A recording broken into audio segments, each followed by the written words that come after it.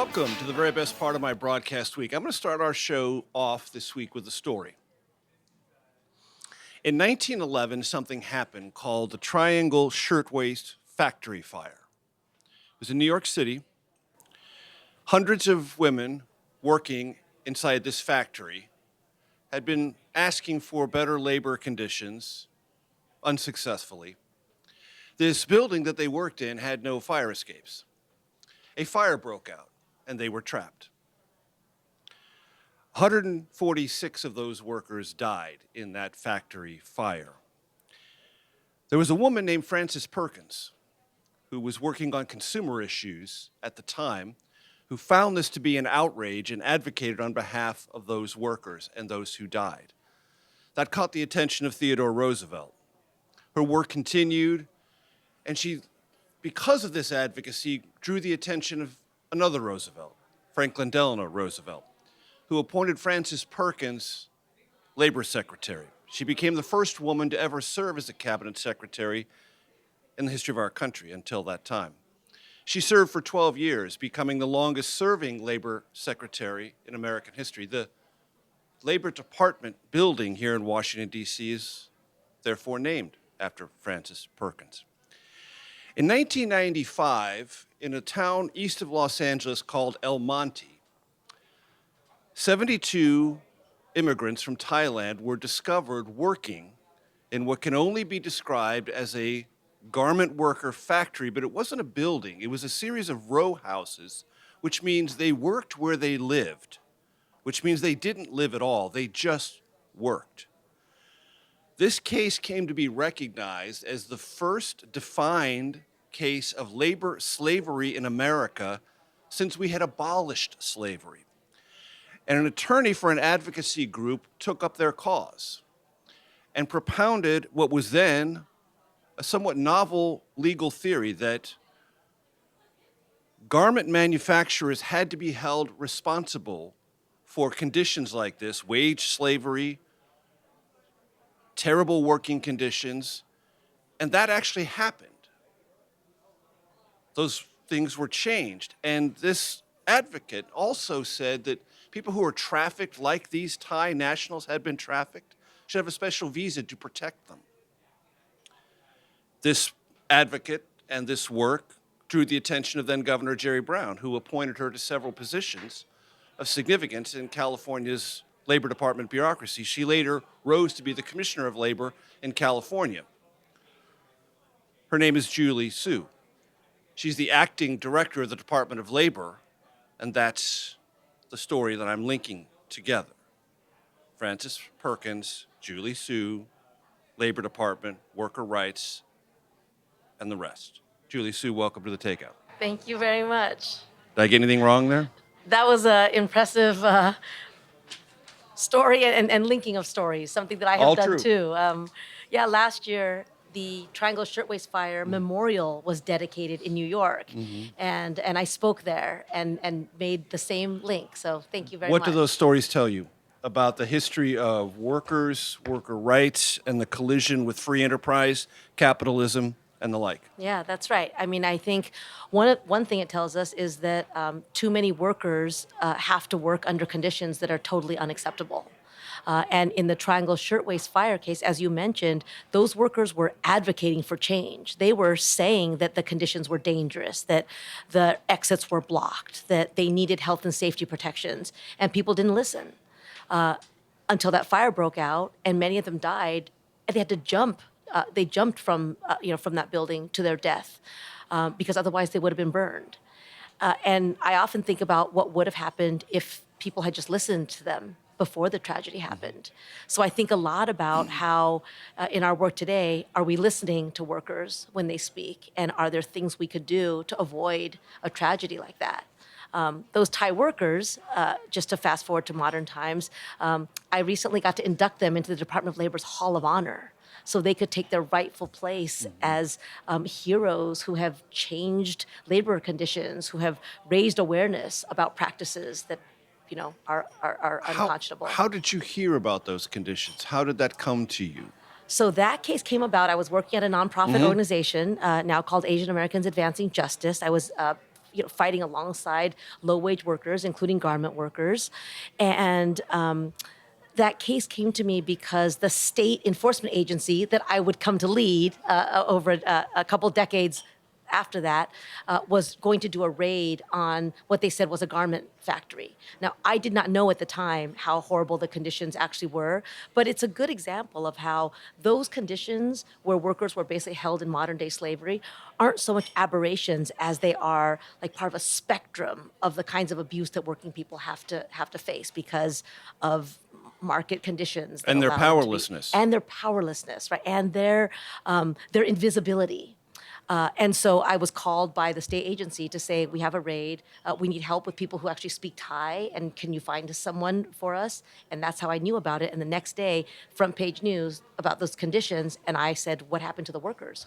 And they were being held in detention, about to be deported. I thought that was just... As if they'd done something wrong. That's right. Which is what they were told all along, that if you report us, Right. you will be deported, you will be punished. And that's one way that exploitative employers keep workers down and keep them afraid of coming forward. And I just thought, we can't let that happen. We have to listen to them. Careful listeners and viewers will note that I called you acting secretary. You're not confirmed.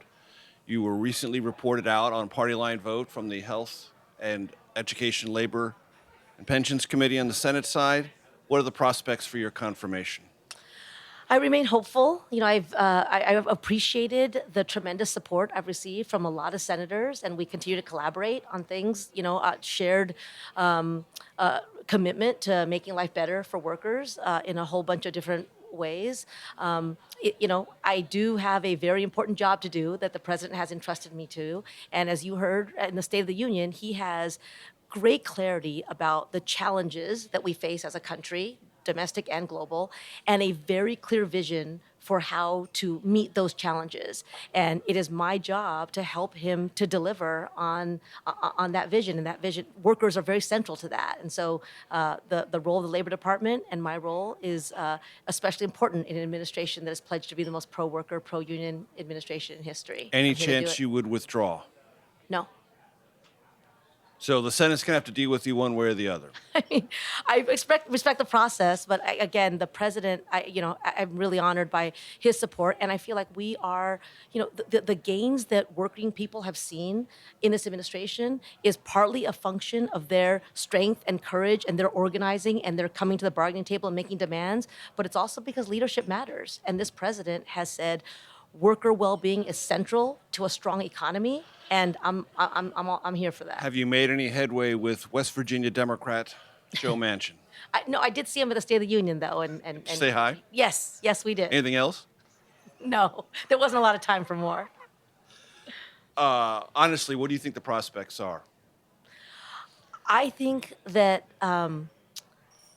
I'm going to do this job for as long as the president wants me to do it, and as long as the American people need somebody who's going to fight for working people, who's going to wake up every day and want to make life better for working families, who's going to want to connect people to the good jobs that are being created because of the president's historic Investing in America agenda. Have you tried to engage any Senate Republicans to help you? When I went through the nomination and the confirmation process, I met with a lot of senators. Right. And, again, I have great respect for the process, for their role. And, we'll continue to remain hopeful while also remaining focused on the job that needs to be done. And I think the American people need a strong labor secretary. And I plan on continuing to do that for as long as I can. That's the voice of Julie Sue. Anjou is our restaurant. Dinner will be here shortly, I promise you. Well, that's just for you and I, actually. When we come back for segment 2, we're going to talk about some of the issues that stick in the craw of some of the senators who are holding up Julie Sue's confirmation. I'm Major Garrett. Stay tuned for segment 2 of the Takeout in just 1 second. This has been a remarkable time for working people and especially for unionized workers.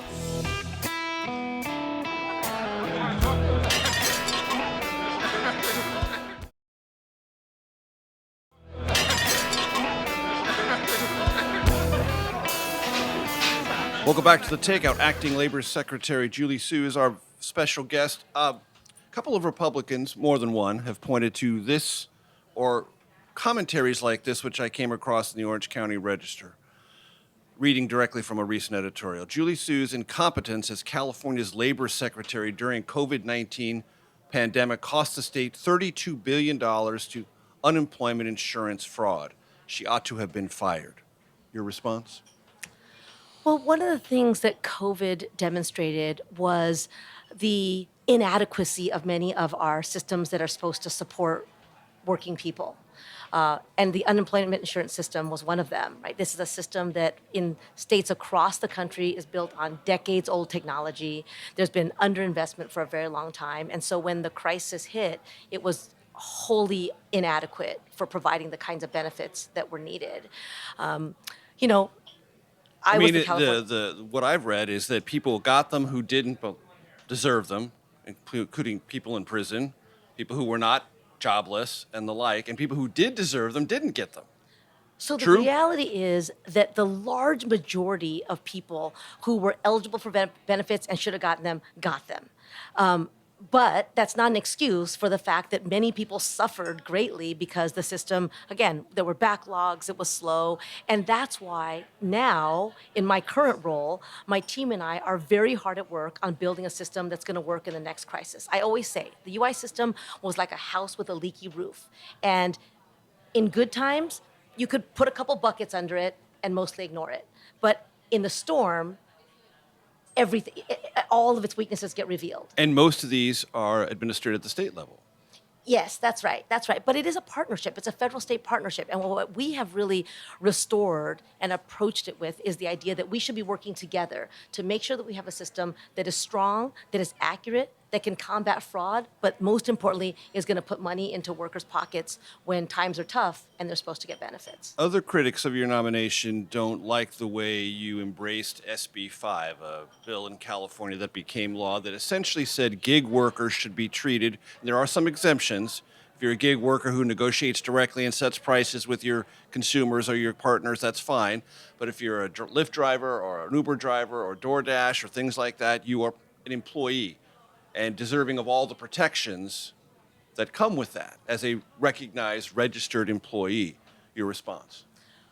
To be clear, AB 5 does not say that any specific industry automatically is covered as an employee. What it did was try to combat the scourge of misclassification in many industries where working people work hard at a job under the control of an employer, or the entire business is meant to do that one thing, and all the people they hire do that one thing, but they're called an independent contractor and therefore stripped of a century's worth of protections like minimum wage and overtime.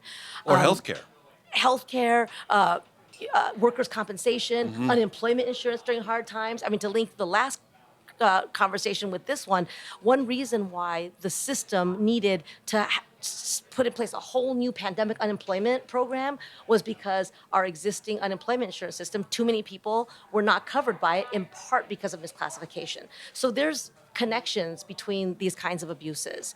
So no apologies. Well, the goal was to combat misclassification, and I do not apologize for making sure that employees who deserve protections and the right to organize is covered under employee status, right?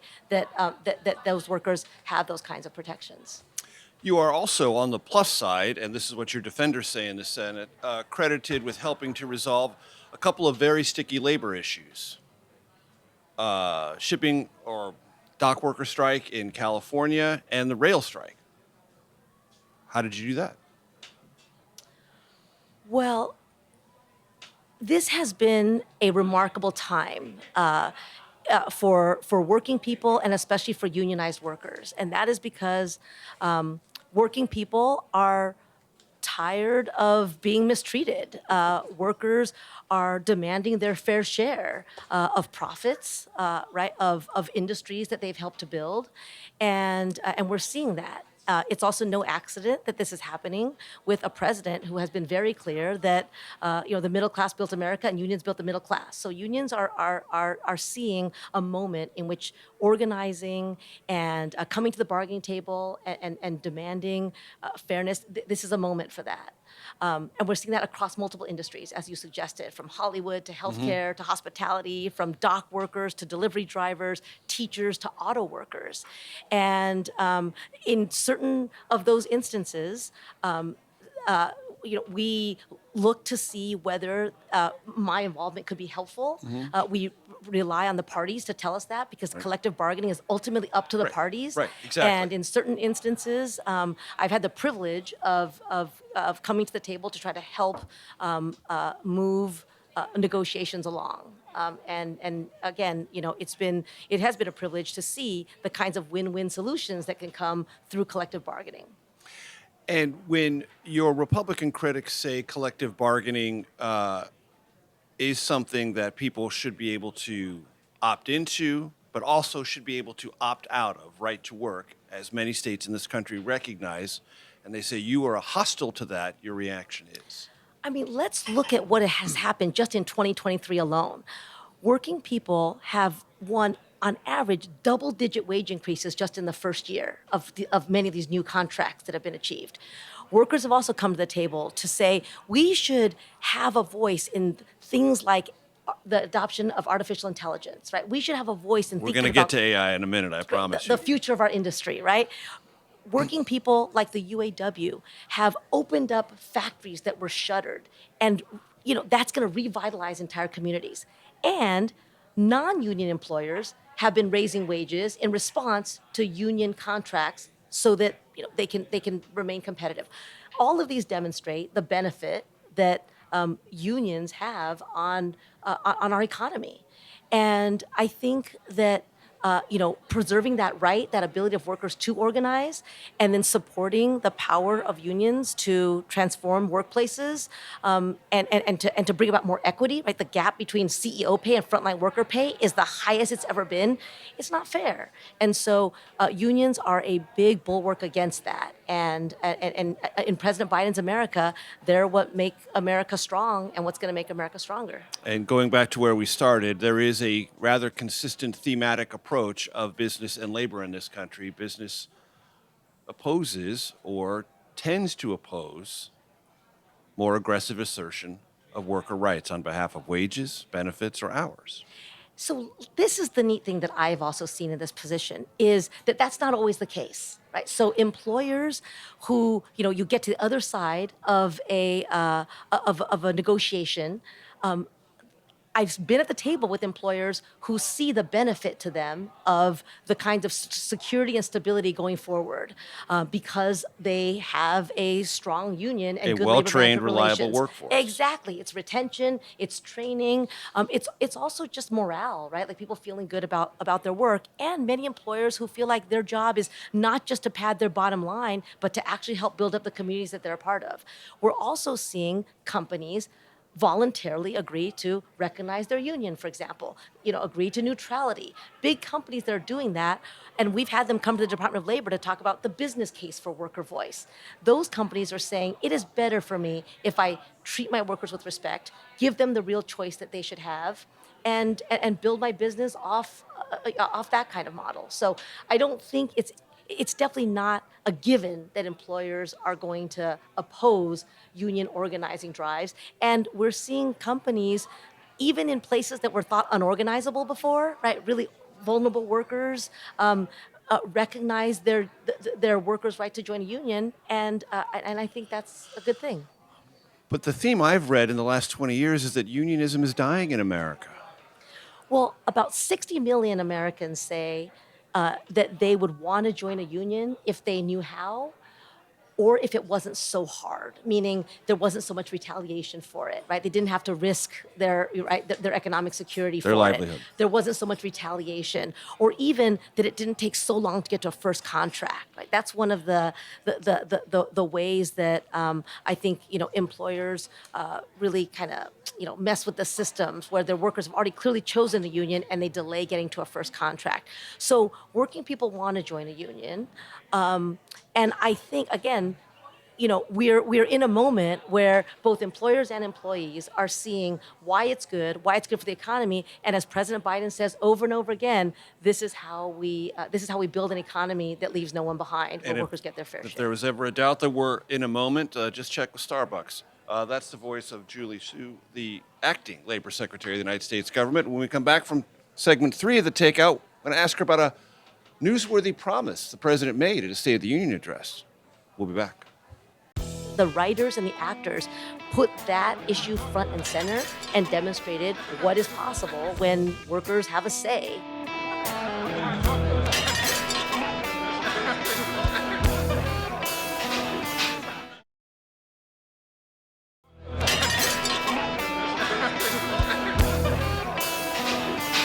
Welcome back to the Takeout. Anju is our special restaurant. Never been here before, but I guarantee you after 2 or 3 bites, we'll be back again and again. You can see everything's arrayed before us. Beautiful.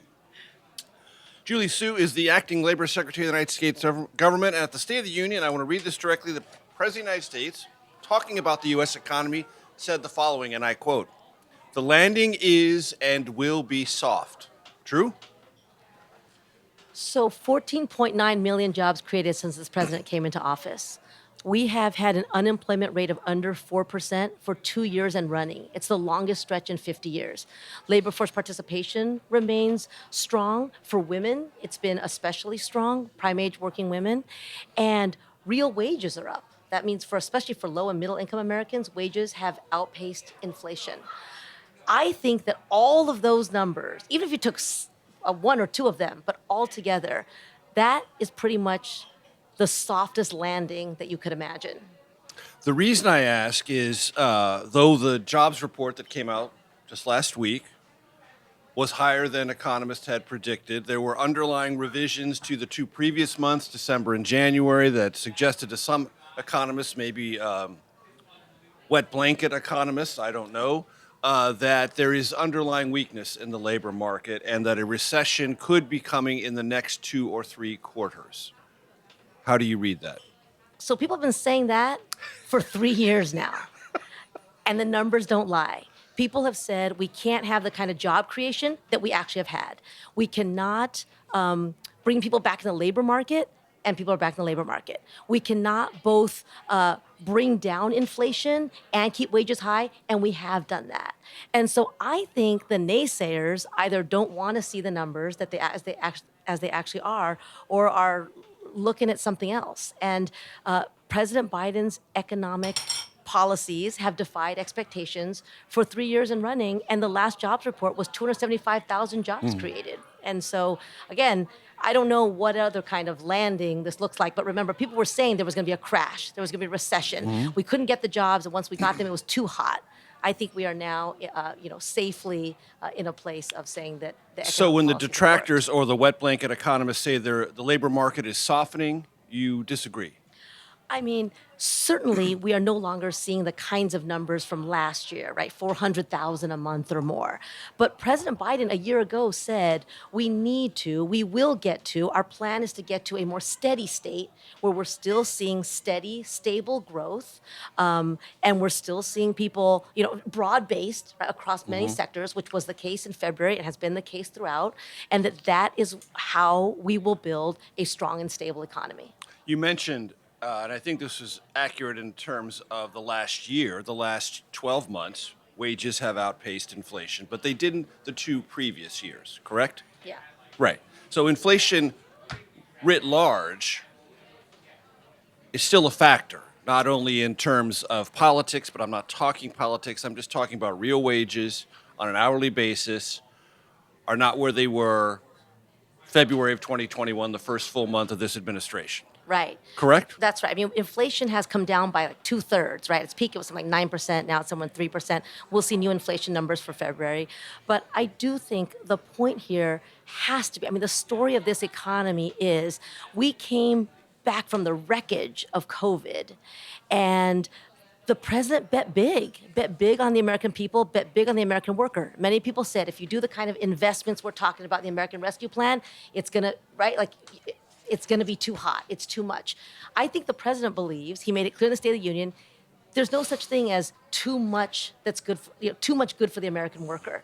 We got to do right by the American worker, and the $2 trillion in investments in infrastructure, clean energy, manufacturing is all about that too, creating good jobs, good union jobs, jobs that do not require a four-year college degree in communities all across America.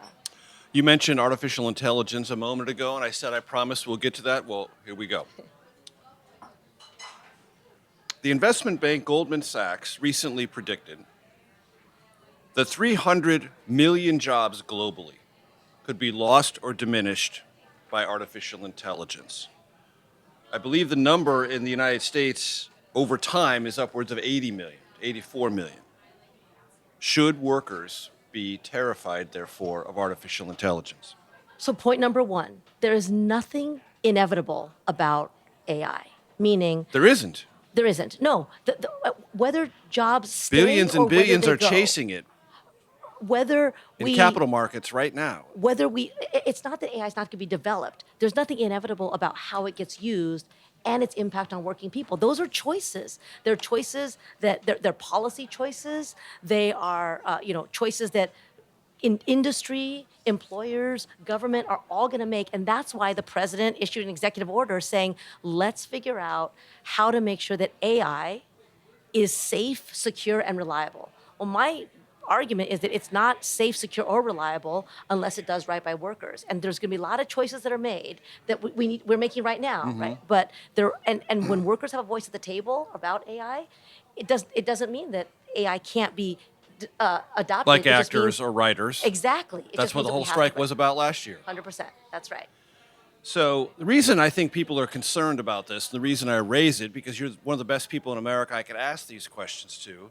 The National Bureau of Economic Research has a relatively recent report that claims that 50 to 70% of changes in U.S. wages since 1980 are directly attributable to technology, and they cost at least 15% in wages for non-highly educated American workers since 1980. Those are real-world effects of things that are not linked to artificial intelligence, just basically the computer and the internet. It seems to me people are well-placed to be nervous Yeah. about the implications of this technology and the implications on the wage gap and all the things that have sort of bedeviled non-college educated workers of all races in this country since the 1980s. So that growing gap, right, between I mentioned this earlier, what CEOs make, right, tens of millions of dollars, what they make a year, is more than what their workers are going to make in a lifetime. Those are not unique consequences of technology or any other change like that. And in fact, if you look at technological change, some of it has resulted in some positive changes, Sure. right? Like, elimination of some of the most dangerous parts of work. And I think we need to take the lessons from that, right? How do we think about AI in a way that can complement human creativity, human ingenuity? Again, like you said, the writers and the actors put that issue front and center and demonstrated what is possible when workers have a say, and we can think about the future of industries in a way in which workers continue to benefit. I'm not saying it's going to be easy, but I am saying that there are choices that are going to be made to determine the outcomes. What about AI teamed with robotics? That is to say, robots that handle inventory, that handle other things, driverless cars, things like that. Do these two things together represent something akin to a primal threat to workers and worker rights and worker wages? My point is they don't have to, and they should they not. could. They could. No question they could, right? I mean, that is, many, part of the problem, I think, is that we have to design a society, this is exactly President Biden's vision, in which we take care of working people and make sure that they are able to exercise their power, their voice, have flexibility, see a path to middle class, have upward mobility, all of those things. And there's no reason why AI should change that fundamental principle. So there are ways to think about AI in a way of how do we complement what humans are good at? How do we eliminate some of the backbreaking work that too many workers have to do, while creating more opportunity in right like to do again work that humans are needed for. Nobody wants a machine to be the one to break bad news to them, about their health. When I met with the writers during their strike, they said, AI has never been to fat camp. AI has not had childhood trauma. There are Right. things about the human experience that matter. And how do we think about AI in a way that enhances those things rather than looking at it as a robot apocalypse in which workers are the only ones, who are going to have to pay for it? And who wants Don't buy it. that, a robot apocalypse? And I guarantee you, ladies and gentlemen, artificial intelligence could never have thought up this show. Segment 4 of the Takeout in just 1 second. One reason for inflation is that companies are taking advantage of market forces or just charging more.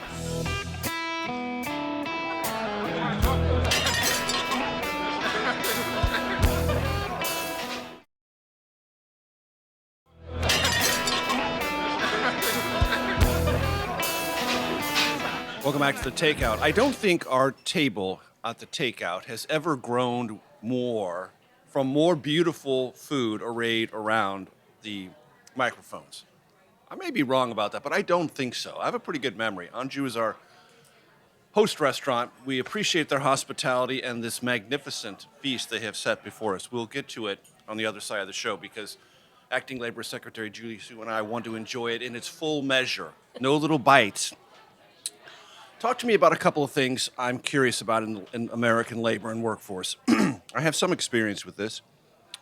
My mother was in a assisted care facility the last 2 years of her life, and I came to rely more than I could possibly imagine on the skill, the care, and the compassion of not home health care workers, but people in this general area of American labor. They were well cared for as workers in this facility that my mother was in, I'm happy to say, but that's not the universal situation for this workforce. Talk to me about their needs and the future of that kind of work in America, because it's not going to go away. It will only become more important as our baby boom population continues inevitably to age. That's right. So caregivers, whether in the home or in skilled nursing facility, Right. residential care home, are truly, treasures. Right? They are the people who care for those that we love. They're the ones who make it possible for those of us who go to work. I mean, let's be candid. I have a stressful job, but it's a well-compensated job. I'm not like all Americans. Not everyone could afford the place I could. I could because I have a highly compensated job that makes me fortunate and blessed. But because I work very hard and it's stressful, I had to rely on these people more than That's I could right. have possibly imagined. That's right. That's right. I mean, they become almost like, Totally family members. Exactly. And I think you highlight a very important part of this conversation, which is that those jobs have not been of the quality that we need them to be, certainly commensurate with the value that they add, but also in order to build a strong care infrastructure that will help meet the needs of working people, of families, and of the caregivers themselves. And so President Biden called for, when he first came in, a real care infrastructure in which people could afford the care they needed and where caregivers were given the respect and dignity that they deserved. And that's still work that we need to continue to do because that has not happened yet. That's another reason why that industry has not recovered to this pre-pandemic level the same way others have. And that's not a demand issue. As you know, this is a current demand. It's going to be a growing demand as our population ages. But it's a supply problem because the job quality is just not there. You know, Acting Secretary Sue, when you go on TikTok or Instagram or any other social media platform, you will find people complaining about prices. And they often complain about prices outside of a Starbucks or a diner, or their food or their beverages are simply too expensive. And some people then rotate to, well, if the workers weren't paid so much, things wouldn't cost so much. Is that sustainable? That is to say, wages for service industry employees, high visibility ones, in the current economy? So I think there is something to the argument that, of course, the connection between wages and prices, but that is not. It's not like a direct correlation or causation. oftentimes prices go up even when wages don't, right? So this is this is sort of the president's approach to the idea of, it's a shrinkflation idea, but it's also a like price gouging. One reason for inflation is that companies are taking advantage of market forces or just charging more in a way that increases their profit but has nothing to do with workers' wages. So I want to de-link those things as necessarily connected. But in some situations, it does, it is connected. And I think the answer there is looking at the economic recovery we've had. The fact that workers make more is better for our economy, period. They have more to spend, right?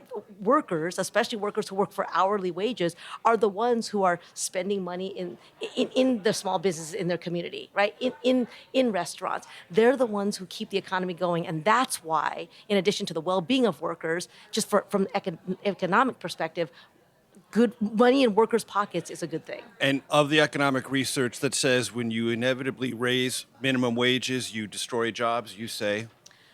It's just, I don't know. There are as many studies saying the opposite.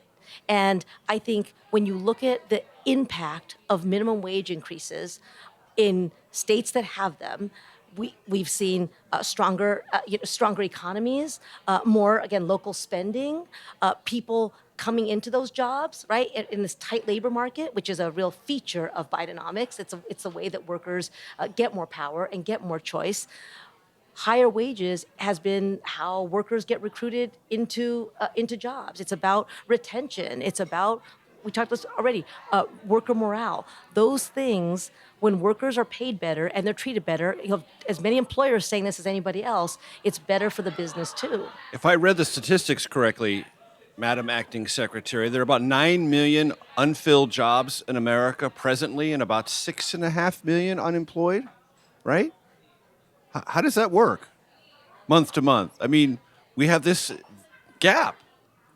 So More job openings that's right. than unemployed Americans. That's what the tight labor market is, right? And highly tight. And that is what, again, gives workers more choice, right? It gives more workers power at the bargaining table.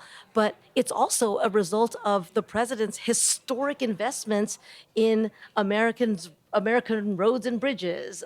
He has promised. His Investing in America agenda is about making sure that clean drinking water flows out of every faucet, that every community has access to high-speed, reliable internet. Those are not just things we want to build America. They're opportunities to create good jobs. So job creation, right? And those are the new jobs. There's also jobs, teaching jobs, nursing jobs, right? Jobs that were really hard hit during the pandemic. We've seen a push for better job quality in order to get workers there. And one of the real priorities of mine is to figure out, how we create the infrastructure to connect people who want those good jobs to those jobs. We do have to do a better job of that workforce infrastructure, and that's a lot of our investments are in that, apprenticeship programs, pre-apprenticeship programs. There's a knock on bureaucracy that it went too far during the pandemic and harmed business and job creation. If you could do anything, or would you have any regrets, or do you think anything should be rethought about that approach? Well, during the pandemic itself, those were just really devastating times. I remember it clearly, right? Businesses shut, workers out of work, people desperate for a lifeline. Sometimes at the order of the government, though. And we were everybody then was working under, limited information, right? So much confusion. I remember when people couldn't even get enough masks, right? Mm-hmm. And we were still trying to figure out, were masks the answer? I think that is why we have to invest in strong systems that make up our safety net in good times. Because if they don't work during bad times, that's what happens. That's what happened with the unemployment insurance system. But I will say, in the immediate aftermath, when President Biden first came into office, his response, including to people who said, "Oh, you can't put too much money out into people's pockets. That's gonna be a bad thing," was no. I'd rather go too big than too small here. And that has paid off beautifully in terms of the recovery. Not in the eyes of Republican critics, but it's certainly in your eyes, Acting Labor Secretary Julie Su. Thanks so much for your time. Stay tuned for your Takeout Outtake Especial, because after that, we're going to eat. So we'll see you next week. I'm also a big musical fan. My kids performed in musicals growing up. I've seen a lot of musicals. And, Newsies is just a really good labor musical.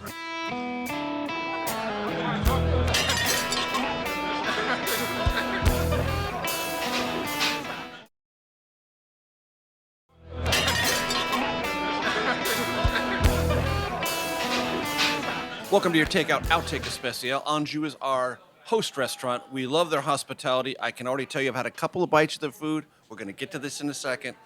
Acting Labor Secretary Julie Su is our special guest. Thanks so much. We have 3 threshold questions we ask everyone who comes to the Takeout microphones.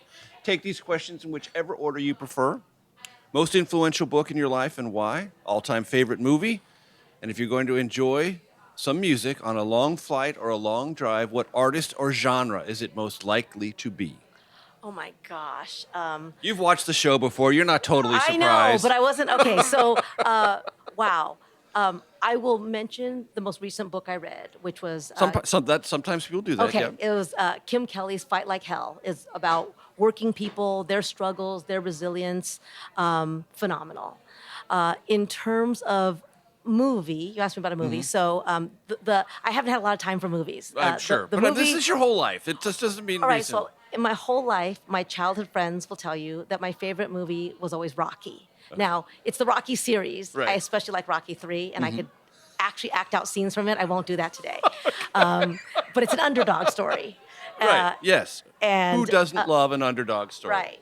And a story about heart, right? And music. So I'm I pretty much just listen to whatever my adult children listen to nowadays. But last Labor Day, I did get to make a playlist. My staff and I worked on that together, and it was a lot of fun. It was everything from Dolly Parton's 9 to 5 to Beyonce. We had the Union mainstay, Solidarity Forever, and we put Tracy Chapman on there. Now she's having Big comeback a day, so. performance at the Grammys, which I believe were on CBS. I think so.